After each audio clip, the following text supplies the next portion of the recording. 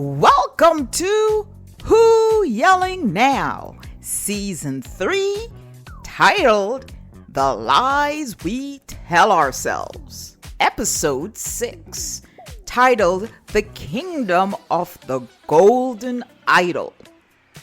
Copyright Mackenzie. Friends, take a breath. Because today we need to talk about the loudest God in the modern world. Not the God in the temple. Not the God in the church. Not the God in the sky. I'm talking about the God we created with our own two hands. Success. You heard me. Success. The shiny one, the golden one, the one we chase like salvation and fear like judgment, the one we sacrifice to sleep, the one we sacrifice relationships to, sacrifice joy to.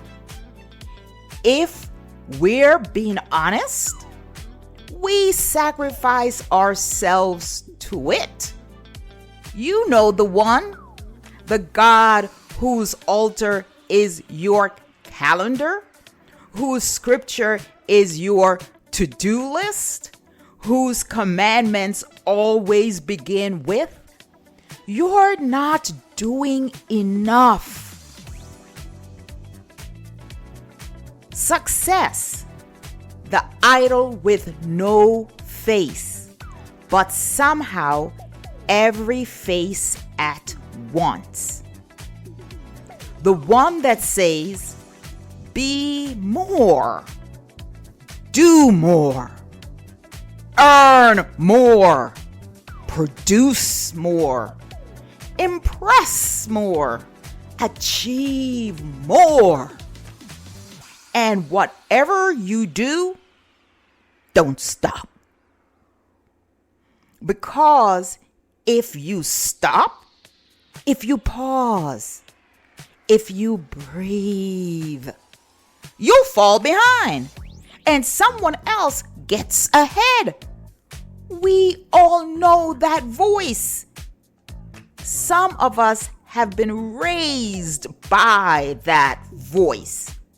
Some of us have been shaped and broken by that voice. And you know what? It's wild because no civilization in history has worshipped a God this demanding. Not the Greeks, not the Romans, not the Egyptians, not the Maya. No ancient God ever asked for as many sacrifices as this modern little gold demon sitting on our desk, glowing through our screens, breathing through our notifications. We call it ambition. We call it drive. We call it building something. But sometimes, let's be real. This is not drive. This is captivity. And the chains look like opportunity. But here's the deeper truth. Something we don't say out loud. Success, as we've defined it, does not exist in nature. There is no tree in the forest shouting, "Girl, I was supposed to grow more than 3 inches this season. What am I thinking? There is no bird tweeting, "Oh my God, I only flew 5 miles today. I'm such a failure." There is no ocean saying, "I should have produced more waves." Nature doesn't hustle. Nature doesn't grind. Nature expands. Nature rests. Nature cycles. Nature breathes. Nature grows. Nature releases. Nature regrows. We are the ones who turned growth into punishment. We are the ones who turn progress into addiction. We are the ones who made doing more sacred than being. So, today, in episode 6, we are stepping into a truth a lot of us have been avoiding. That the way this world defines success is not just unsustainable, it's unnatural. And what's unnatural will eventually break. Something in you breaks. Something in your spirit cracks. Your joy gets thin. Your patience wears down. Your laughter becomes scheduled. Your rest becomes stolen. Your childhood dreams get turned into content. Your value becomes measured in output. And your humanity becomes a footnote in your own life. But here's the good news. And this is why we are here today. Myth only has power as long as everyone agrees to worship it. And the moment you question it, just question it, the idol, that idol, begins to wobble. The moment you ask, "Why am I bowing?" the spell weakens. The moment you whisper, "I miss myself," the cracks begin. And today's story, the story of the golden idol and the kingdom that served it, is not just a tale about them. It's a mirror for us. Because somewhere in our own minds, in our own lives, we have built an altar too. Some of us worship productivity. Some of us worship perfection. Some of us worship approval. Some of us worship money. Some of us worship being the strong one. Some of us worship the story our family told us about us. Some of us worship the fear of disappointing others. And some of us worship being needed. We all serve something. But the question for us today is it worth serving? Or has it become your golden idol? So before we begin the story, before I take you into that kingdom, before we watch the idol rise and then topple, I want you to ask yourself one thing. What have I placed above my soul? Because the whole episode today is about reclaiming it. My dear listeners, there's a moment in life. I don't care who you are, how old you are, what country raised you. There's a moment where you realize you've been bowing to something. Maybe you didn't call it worship. Maybe you didn't call it sacrifice. Maybe you thought you were just trying your best. But there it is. This quiet, private, unspoken reality. You have been bowing to an idea, to an expectation,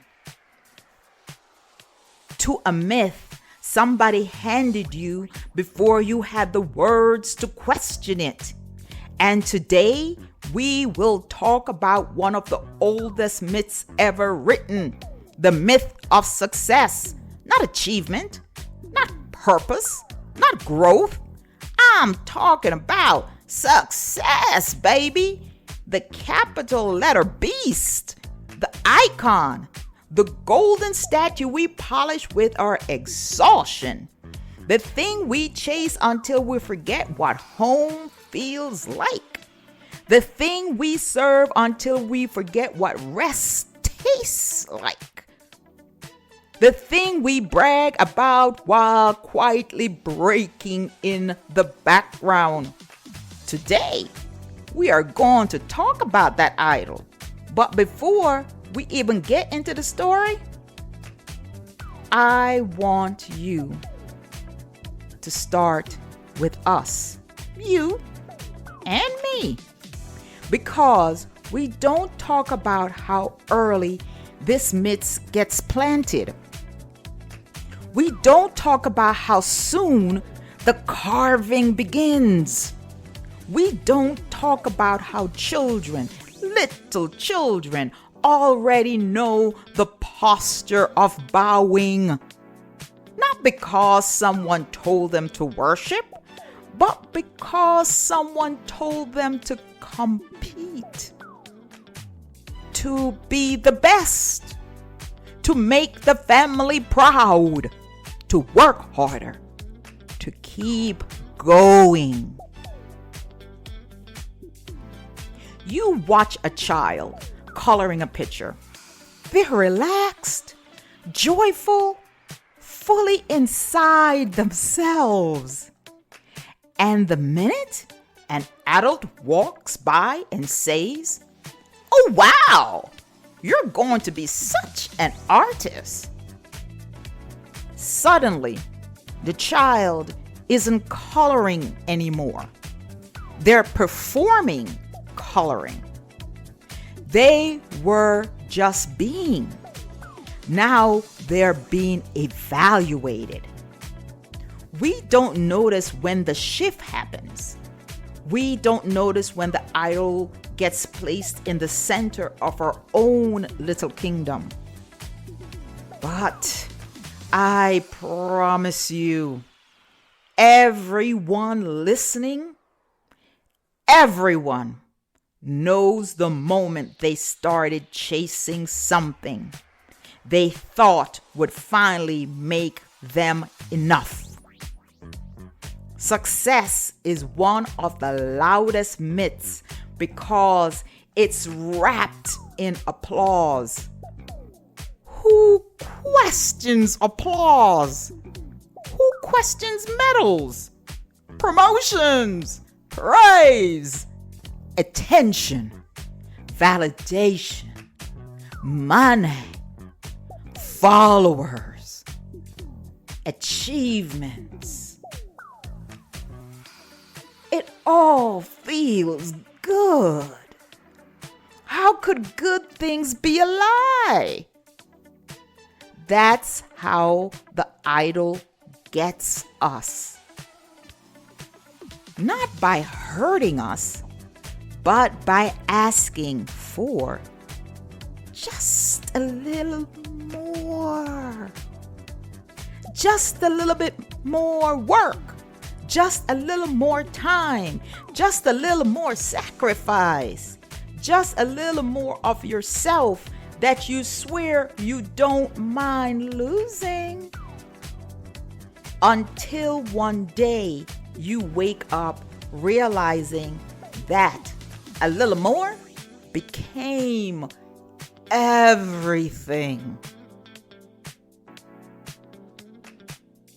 Fellow yellers, here's the funny part.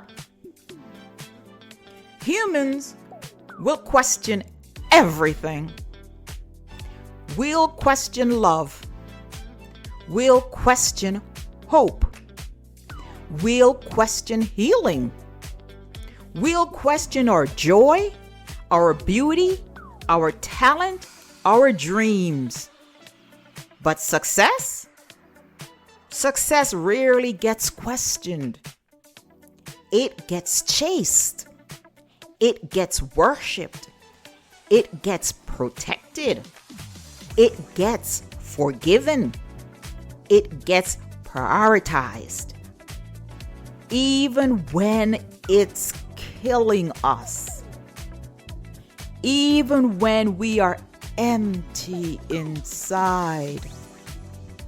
Even when we haven't slept in 3 nights and we're shaking with anxiety and we're yelling at people we love and we're falling apart off camera and smiling on camera because success demands consistency. Even if your soul is inconsistent today, I want to be honest with you. Some of the most successful people I've ever known were the loneliest.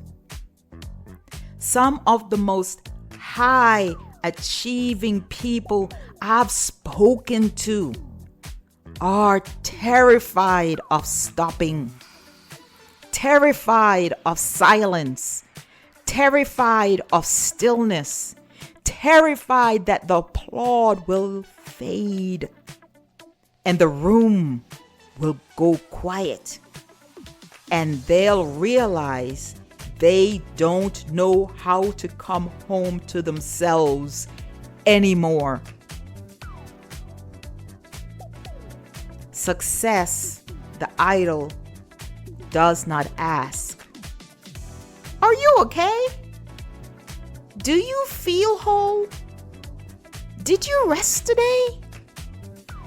Are you proud of yourself? Are you happy?" Success only asks, "What's next?" And here's the twist that hurts. You can never satisfy something that does not care about your satisfaction.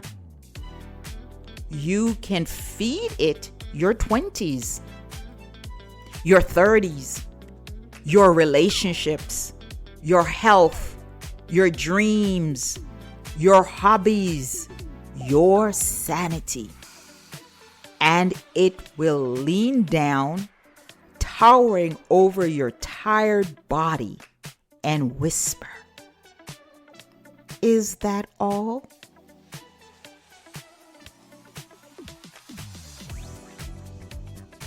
We're going to break that idol. not destroy ambition, not shame achievement, not pretend success has no beauty. Success can be beautiful, but the myth that you must sacrifice yourself for it, that's the lie we tell ourselves. I want to invite you into a different kind of mirror.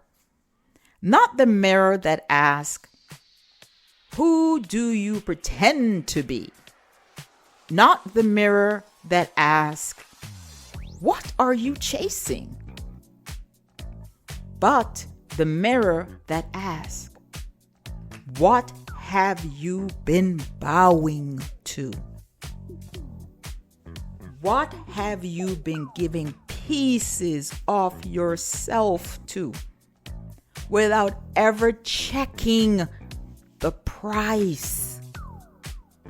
What have you handed the idol that you now wish you had kept? Your peace, your joy, your health, your mornings, your weekends, your creativity, your freedom, your softness, your sanity, your childhood dreams. We're not going to shame you for your answer, because we all have them. Every single one of us, including me. We were born into a world that built this idol long before we got here. We inherited the bowing posture. We inherited the hunger. We inherited the comparison. We inherited the lie that more will finally make us whole. We're going to remember something ancient inside ourselves today. Something buried but not dead. Something gentle. Something real. Something true.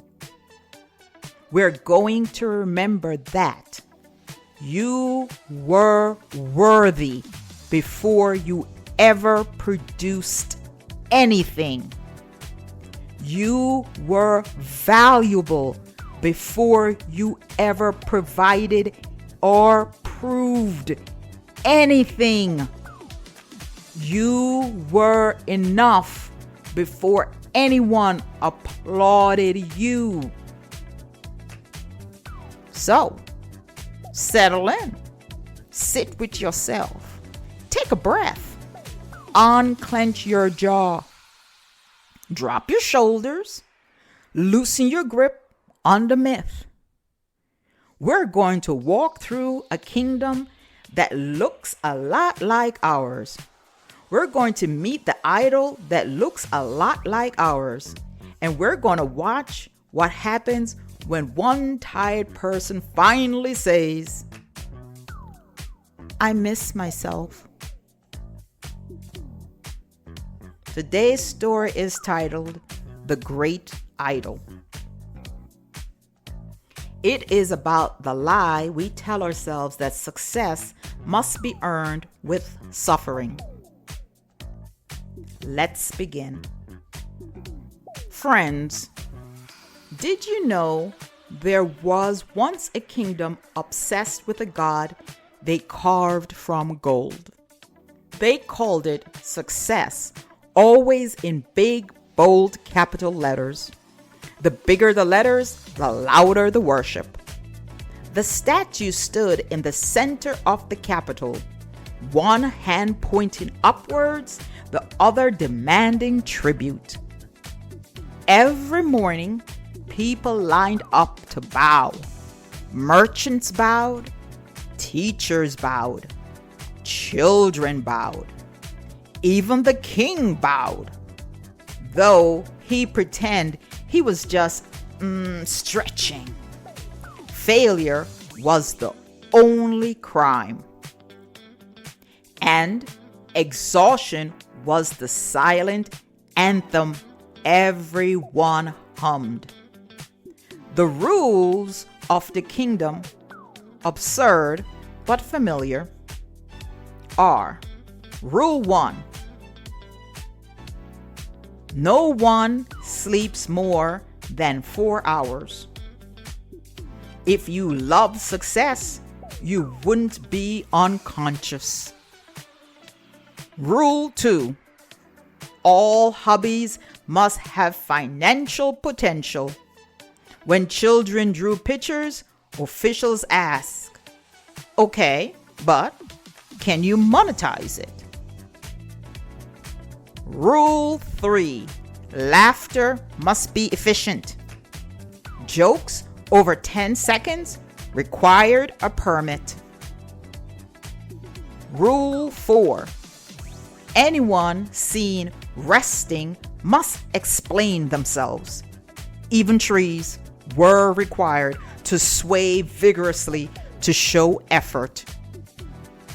The sacrifices: families placed everything at the idol's feet. Time, health, relationships, joy, sanity. One man sacrificed his lunch breaks. A woman sacrificed her weekends.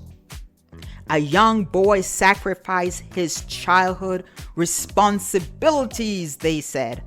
People became shadows of their own hustle.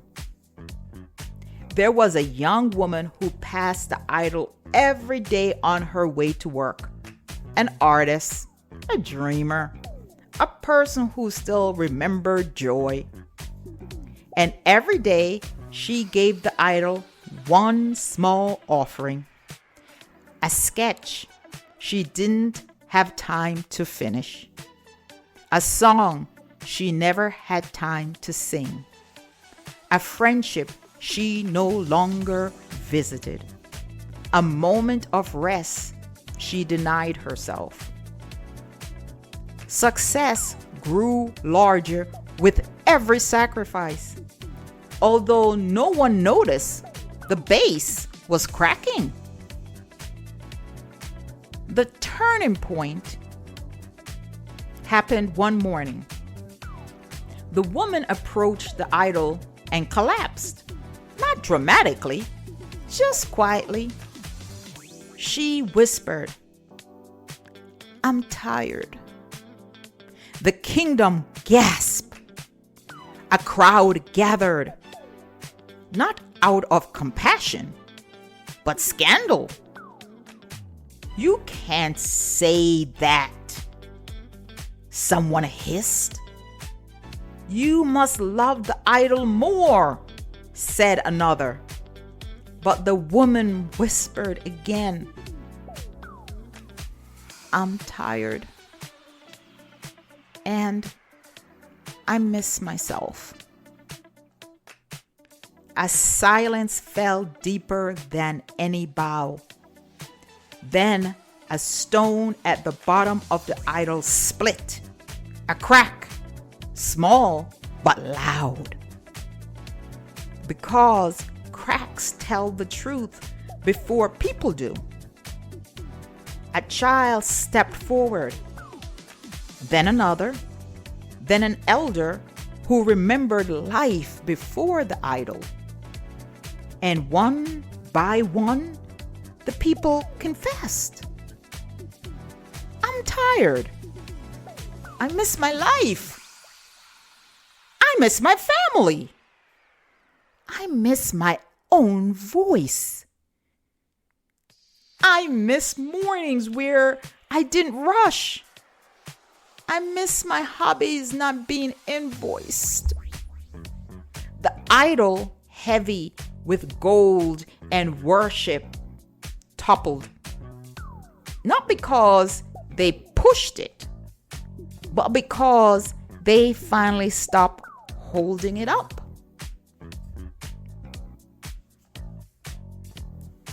is a poem that captures the hymn of the overworked. We traded joy for applause and called it ambition. We wore burned out like jewelry, as if exhaustion were an achievement stamp.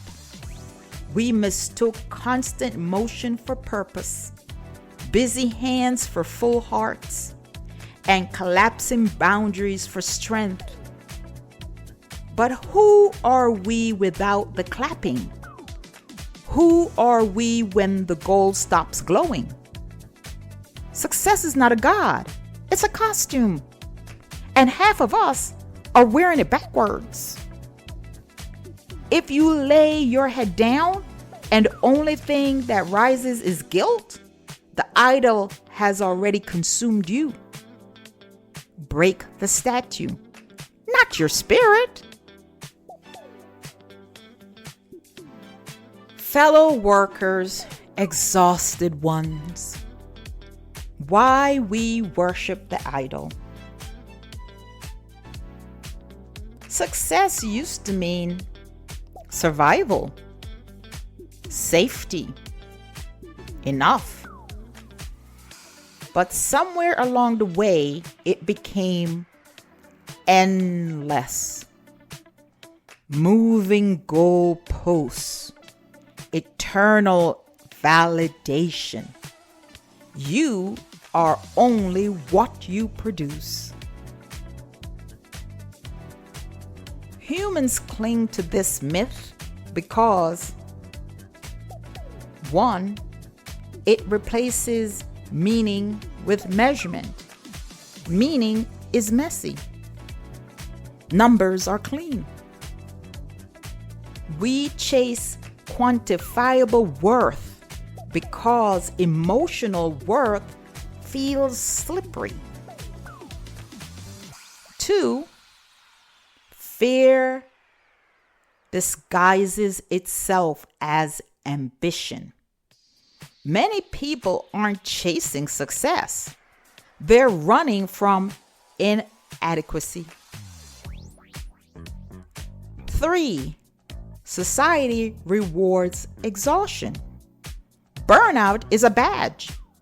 Overwork is a love language we learned by force.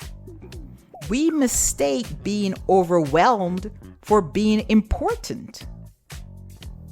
4, if I stop, who will I be?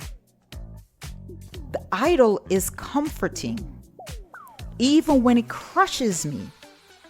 We all had a friend or heard of someone that retired and died shortly thereafter. What is that about?